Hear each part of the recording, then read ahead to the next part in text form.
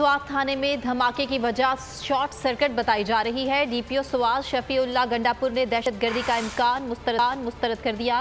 Media से गुफ्तगू में कहा, थाने में मौजूद धमाका खेज मवाद बिजली शॉर्ट सर्किट की वजह से फटा। उन्होंने खबरदार किया कि मलबे तले मजीद धमाका खेज मवाद हो सकता है, इसलिए सहाफ़ी भी एहतियात करें। अब तक की तहकीकात में ये दहशतगर्दी का वाक़या नहीं लगता। कोत का हम अंदाजा लगा रहे हैं, ये कोई 15 बाई 20 का एक कोत का हमारा कमरा था, उसमें इनकी केस प्रॉपर्टी सीटीडी का एक्सप्लोसिव पड़ा था।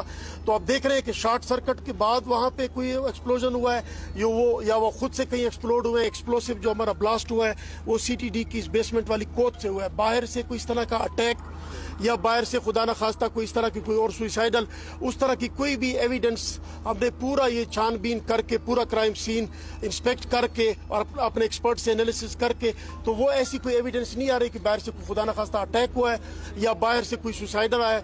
हवाए नफ्स की है हुक्मरानी, लुटेरा कर रहा है पासबानी। बोल न्यूज के मार्केटिंग हेड आकाश राम ताहा लापता, तफ्तीशी इदारे जवाब देने से कासिर। अहले खाना परेशान, बेटे की जुदाई में माँ गम से निढाल। जो बच्चो हिंदू हुआ पर आए थे जो को पाकिस्तानी, मुझे मेहरबानी करे पंजो आकाश वापस कयो।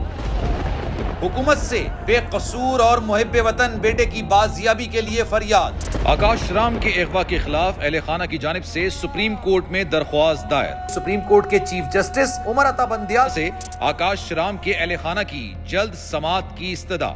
मुश्किल की इस घड़ी में आलमी मीडिया ने भी उठाई आवाज।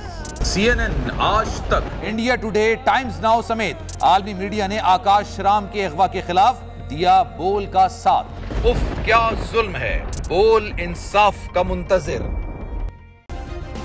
सब्सक्राइब करें और बेल दबाएं ताकि कोई खबर रह न जाए।